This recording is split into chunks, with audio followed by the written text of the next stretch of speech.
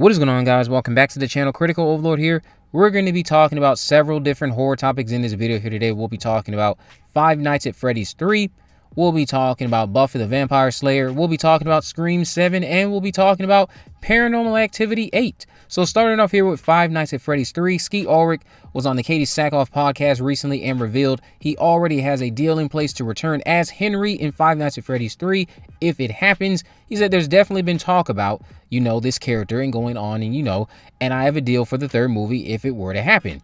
Well, that is good news to me because Henry, if you have seen the film, is severely underutilized. He is severely underutilized in Five Nights at Freddy's 2. His glorified trauma bond scene with Mike is not adequate use of a character as significant as he is to this universe. These movies are too focused on cheap thrills when it should pay closer attention to how its characters are used. Because it's not just his problem that we have. We have a problem with our protagonists. A lot of them are just boring. They are dull. Scott needs a co-writer going into Five Nights at Freddy's 3, someone who has a track record with writing screenplays. I don't care who it is. It can be Kevin Williamson for all I care. Stop leaning into comedy during tense moments. Stop making little use of characters who are supposed to be carrying your story and make Mike someone I can root for. If you're going to keep Mike around, you need to start making Mike likable, or at least someone I can get behind beyond just the fact that he's struggling with a job and struggling with raising his sister. It's like, okay, I can only relate to that so much. What is his struggle? What is his arc that I'm supposed to invest in carrying us forward for why he is a part of these movies? But like I said, Skeet did a great job as Henry despite his appearance being arguably unnecessary. But would you want to see more Henry in Five Nights at Freddy's 3? And do you agree that he was underutilized in this recent sequel? Let's talk about Buffy the Vampire Slayer. So Eliza Dushku, who we know stars in the series as Faith, has ruled out a return to acting and addressed her time as Faith in Buffy the Vampire Slayer recently when she gave these comments to The Hollywood Reporter in a very fascinating interview. A lot of good comments from her in this interview. She said, "Oh yeah, I will not be in front of a camera again unless it's in some capacity that is in service of my new work and passion. I'm so grateful that I could play a part in something so much bigger than me. It's so iconic and still reaches people in a way that touches humanity. I'm really attuned to the fact that a piece of my former career and a series like that was therapeutic for so many, and in some way I was already doing kind of therapeutic work." So there you have it.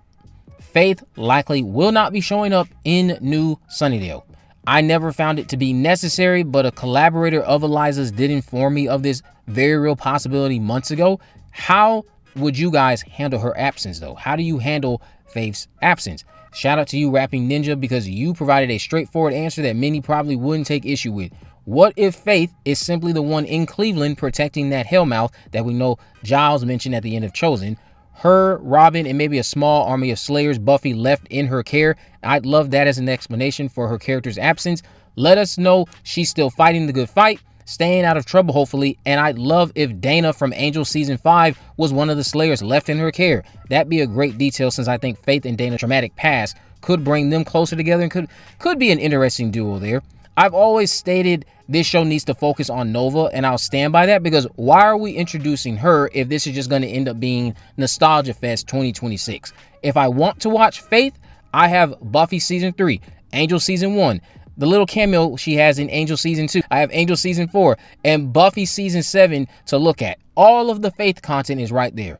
I'm really happy Eliza has found her new calling. I wish her the best in all of her future endeavors. And maybe down the road, Faith will appear in this new show. But as of right now, I'm not going to bet on it. I just never thought it was all that necessary. And Eliza, I know, went through a lot in Hollywood anyway, so I'm glad she's found something new to focus on and try to help others.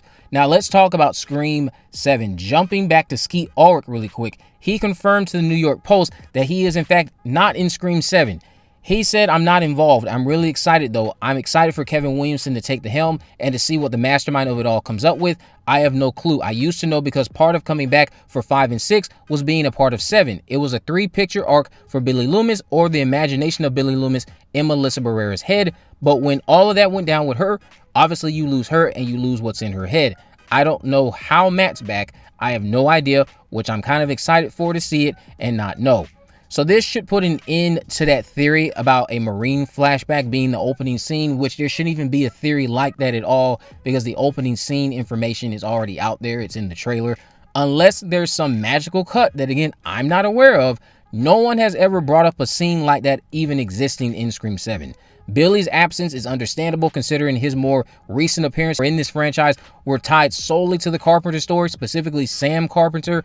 Just because Billy isn't appearing, though, doesn't mean that the Loomis family won't have any representation in this latest film. That's all I'm going to say. There's still 2 other relatives or even a newbie that could possibly appear in Scream 7. I could have sworn Skeet brought this up before, but he was never confirmed for Scream 7. Are you disappointed Billy Loomis won't be appearing, or do you think he's punt faking us in an effort to preserve the surprise cameo? Skeet actually did give different wording addressing this to Entertainment Weekly. He said, "I've been vocal about that. I'm not. When we talked about coming back for 5, it was a 3-picture arc for Billy Loomis to slowly turn his daughter into the killer. Obviously, those things didn't pan out given certain things that happened, but no, I know nothing about the 7th. So this comment kind of suggests perhaps Sam could have ended up being Ghostface down the road, but I think he just means his role would have been to try to turn her into a killer, which is what we saw in 5 and 6. I think he's just generalizing what they pitched to him, and not that what he's just said is him revealing Sam was going to be the killer in Scream 7, because to my knowledge, that wasn't even an option. I mean, you never know what could have gone down in the Landon directed film we could have gotten that starred Melissa Barrera and all the other stars from 5 and 6, Nev Campbell included, because she was supposed to be involved in it in some capacity apparently. But let's jump into Paranormal Activity. We have a real Paranormal Activity 8 on the way. I say real because there was premature reports about a Paranormal Activity 8 a couple years ago, if you remember. But the Hollywood Reporter reported this past week that an 8th movie is in the works. James Wan will be involved as a producer. He said, "I've been a huge admirer of Paranormal Activity since the brilliant first movie. I'm looking forward to expanding on its legacy and helping shape the next evolution." And then Jason Blum said this, "Diving in with James for this exciting rebirth of the franchise that started it all for Blumhouse is exactly what we dreamed of when we merged with Atomic Monster. I'll be actively involved with him to introduce this new chapter. Thankfully, we're able to spend a little more than the $15,000 we had on the first movie, but one thing will remain the same: do not see it alone." You know what? As someone who is a fan of that franchise, I didn't really care for Next of Kin. I didn't really care for some of the later movies either. I think the Ghost Dimension is honestly a pretty horrendous way to wrap up the franchise in terms of what they had intended with that film. I'm excited to see what can happen now with Paranormal Activity. I knew at some point Paranormal Activity would inevitably return, because that's all we get right now. Sequels, reboots, reimaginings, remakes, all that stuff. That's all we do. I would like them to try to go back and center on the Toby storyline and fix that up, answer some of those questions, but the realist in me expects them to try to do something that is completely fresh, that is still set in the same universe, and it just deals with another coven that maybe was in close contact with Grandma Lois and her group of wacky friends. Some other narrative that centers on a demon like Toby that involves somebody in a family being given to this demon because they made a deal for riches and all that other stuff. Again, just like Grandma Lois. But this time around, maybe tell us a series of films that are coherent and not going all these different wacky directions, and then you bookend it with nonsense like we got with the Ghost Dimension. I'm okay with a soft reset that's still set in the same universe, as long as it leads to something that makes it a worthwhile journey. Because the way the Toby storyline ended, garbage, absolute garbage. I do not like the Ghost Dimension. It's even if I did like it, it's just not a great movie. It's a poorly put together film. When it comes to Paranormal Activity, the simplicity of that first movie needs to remain. Do not do something that is not found footage like Next of Kin. Make it completely found footage. Don't have this overinflated budget. Make it feel like it actually is real, like you're watching a collection of home videos. Make sure you retain that. And if you can bring Katie Featherston back, I'm not against it, but I don't think it's necessary. I think a Paranormal Activity movie will just sell to the public if you keep it cheap enough, because the IP itself, I think it's still very popular. I think it can be very successful as long as you follow the formula you followed that made it successful to begin with. But let me know what you guys think about all this down in the comment section below. If you haven't already, of course, make sure you subscribe, turn on post notifications, never miss a video. In the description, I have links to all my social media accounts. I'm on Facebook, Twitter, and Instagram. You can message me there, of course, to let me know if there are any movies, news, or reviews you'd like me to cover in the future. And with all that in mind, guys, I will see you in the next video.